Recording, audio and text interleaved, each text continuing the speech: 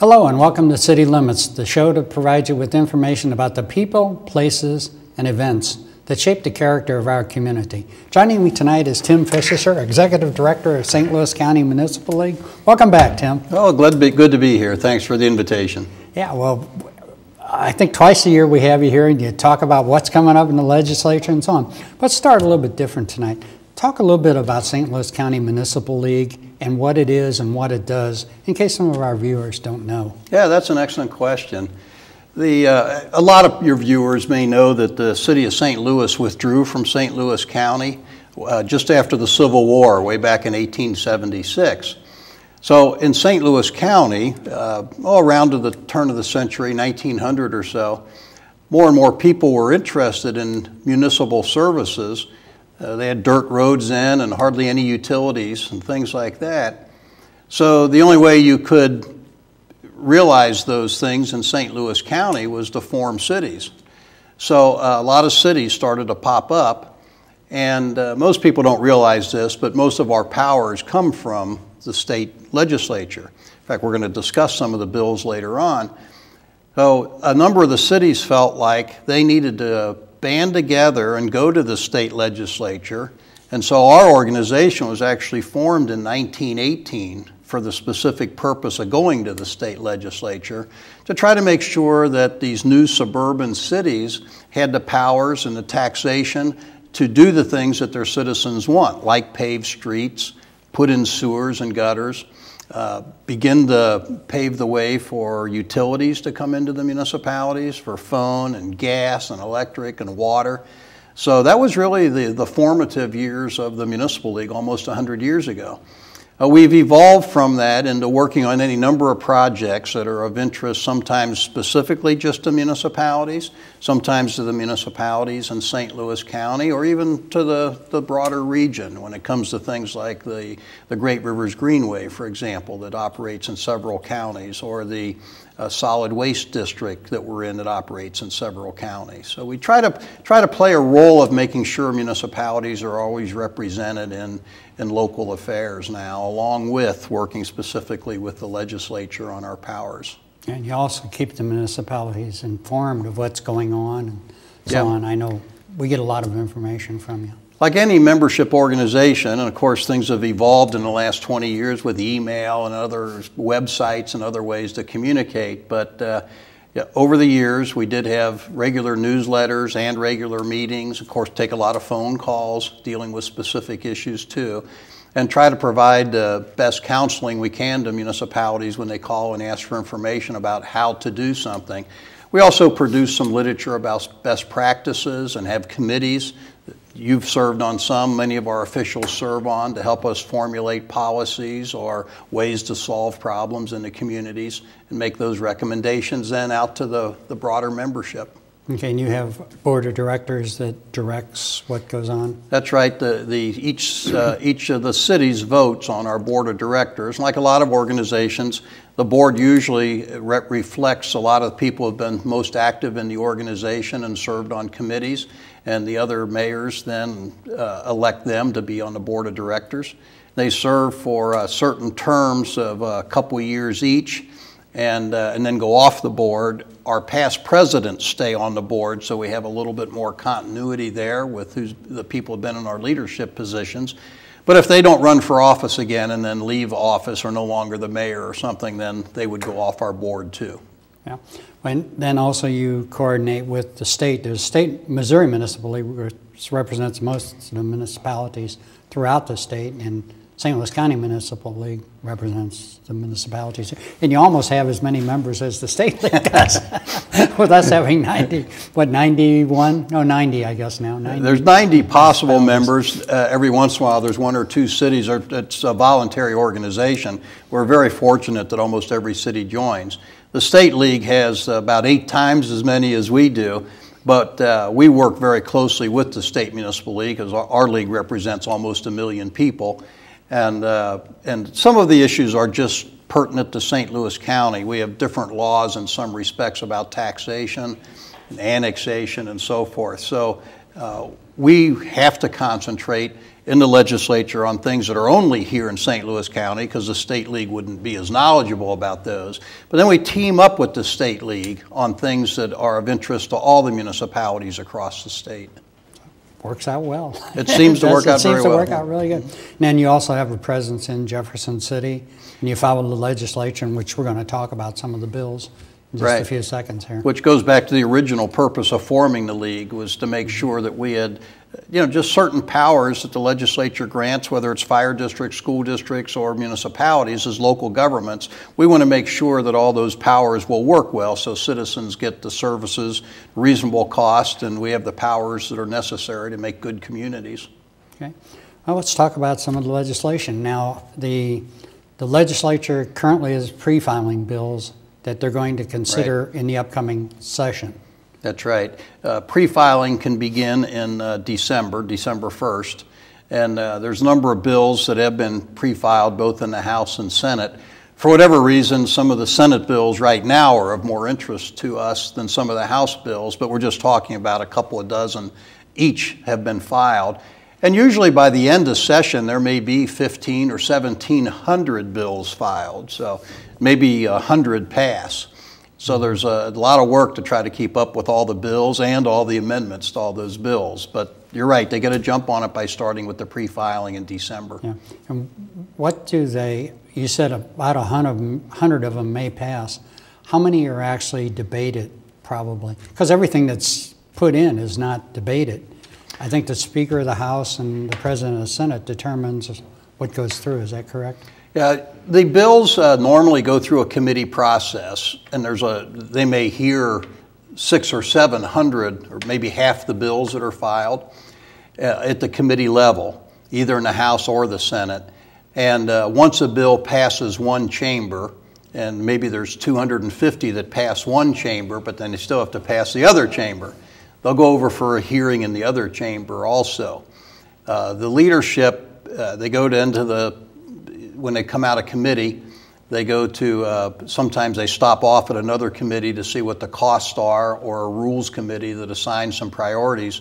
But the Speaker, you mentioned the leadership role, the Speaker of the House or the President pro tem of the Senate has to go ahead and let those move on to a committee. And sometimes at that point they might find that that would be better amended onto something that's come over from the other chamber, rather than trying to start a bill in the Senate and trying to get through the Senate and the House. You say, well, here's a Senate bill that's been filed, but there's a similar House bill that's passed and coming over to the Senate. Maybe we can just amend the Senate language on there so that Senate bill won't go any further. So there's some practical maneuvering that goes on, and some political maneuvering that goes on. Sometimes one bill is held at bay. It's an important House bill, might be held at bay in the Senate because a Senate bill is not getting the treatment the senators would like to see over in the House. So they might hold each other's bills up a little bit. And the more cooperation they get, maybe the more bills that they'll let through. And things they wouldn't do that, would they? Well, it's not necessary. It's not. I don't want to necessarily suggest it's done in a mean-spirited way, but every once in a while there's a contingent of senators that are opposed to a particular House solution to a problem or something like that. Maybe there's maybe a group of senators who represent the communities where the universities are, and they're unhappy that the universities aren't being treated better. They might hold up a bill that someone else is trying to push because they don't like the way they're treating the university towns or something. Another one might be about highway funding or what have you. So sounds like a big poker game, kind of like I give you this, you give me that. Yeah. That's what it is. It is trade-offs. That's what the name of the game is up there. Well, and that's why we may talk about term limits a little later on, and you want to have people that are used. I mean, you could imagine if everybody playing a poker game and never played poker before. It would actually be pretty chaotic. And sometimes with term limits, we see that the poker players don't really know how to play poker so well. And if you just had a little more seasoned veterans who could manage the game a little better, things might progress in a manner that the better bills could be improved even more than they are. The worst bills may be dropped if they can't be improved. And sometimes with the term limits being so short, you lose some of that poker player. So some of that poker player stuff can be bad, but some of it can be good in terms of the just frankly having experience at how the game is played. Yeah, I'd hate to be a legislator going up there and trying to learn from not knowing anything to try to get, you know, through the process, because it's got to be an undaunting task. Yeah, certainly. I mean, difficult. Most of us know at least a fair amount about the field we're in. But if somebody said, you know, we want to talk about, you know, the best ways to handle an education bill, and you've never been in the education industry, maybe you don't have children, your children aren't old enough to go to college, and you're trying to learn all this catch up about, you know, well, what is the best way to solve that problem in higher education, or it could be more specific, you know, field of insurance, for example, or it might be the laws that apply to small businesses. And if you don't have some knowledge of that and you're new up there, you're particularly at a disadvantage. Now, if you'd been up there for 8 or 10 years, you may have picked up a lot of knowledge about why those types of bills are important. Maybe it has to do with how we're funding workers' comp, or how we're funding unemployment insurance, or simple taxation about certain businesses, or which items that they buy and use in their business should be exempt from taxes, or something like that. But it's, boy, there's just, you can imagine with 1,800 bills, the types of topics that come up is almost overwhelming. Right. What a school foundation formula is. I mean, you know, that's one that's very difficult, and there's probably no one up there that really has a real good handle on it, because I think Wayne Good was the last person that really understood that, I think. Yeah, there's so many factors that end up affecting it that it's very complicated. Let's talk about term limits. We can start there. Let's just talk about a few of the bills. Yeah. We're an organization that is concerned about that, as I mentioned. You can have 8 years in the House and 8 years in the Senate. In fact, it used to be somewhat strange that a senator would come back to the House. They usually stay in the Senate a long time, but now you even see some senators, they've served their 8 years in the Senate and have to leave. Well, they might go back and run for the House then, and so you have some former senators, you know, in the House. But sometimes they come back and run for local office. We had some members of our county council, used to be former legislators, that were termed out. That's not unusual in other counties. They might run for school boards. But we'd like to see some variation of that 8 years, that maybe you could serve a total of 16 years in either chamber. But right now you can serve 8 and 8, that's a total of 16, but you have to split it 8 and 8. And we're suggesting, well, maybe it could be 16 years, but you could serve all in one chamber. That might give you an opportunity to add your expertise to that particular chamber. Another option might be to just to let you serve 12 years in each. So instead of being a total of 16, it could be a total of 24 years. Now, in all the years I've been doing this, which has been well over 20 years, there was a lot of turnover before term limits. So it wasn't like you had the same group of senators serving for 20 years. There's probably at least half of them changed over in maybe a 15-year period. So there, you know, but you also had the opportunity to have ones that had just an awful lot of valuable knowledge also be there to help the ones that were newer coming up the ladder. So those are some of the ideas that, and some of those bills have passed one chamber or the other, but not both. And it would still be up to voters to make the ultimate decision, because it's a constitutional provision, and voters get to decide on all the constitutional amendments. But we'd like to see the legislature put something out there to voters to consider. We're looking to, the city council, myself, are looking to ask our particular representative and senator to put a bill in for 16 years in either house, as you mentioned, same philosophy, but also change the term of the representative to 4 years. So then it would work out mathematically in that scenario of 16 years.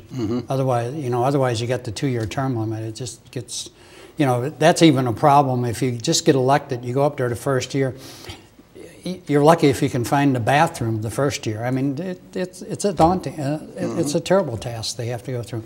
Then the second year, while they're working on the legislation that they're trying to do and trying to meet the people that they need to meet to help them with their bill, getting ready to run for re-election because Right come November drought. So it's very difficult. Yes, it is. And we just really handicap our legislatures, I think, our legislators in so doing that. So we're going to ask our legislator to put in a bill, 16 years and 4 years term limit change on the House, and see if it can go to the voters. I don't know.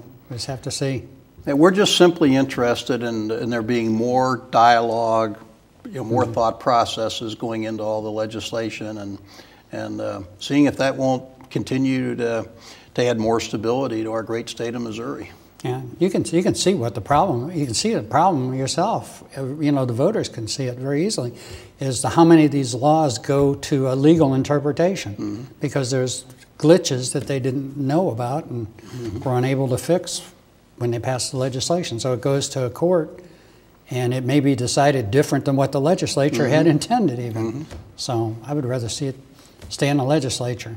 Yeah, I think even the courts would agree. They don't like to be legislators. The judges do not. The judges like the legislatures to do the legislating. But if it's not written very well, unfortunately, you have no choice but to ask a court to interpret it sometimes, especially issues of significance. And sometimes the judges will even try to delay the case a little bit in hopes that the legislature will be back in session the next year and correct it, because the judges really don't want to be activist judges and write laws. They want to interpret things, based on the Constitution.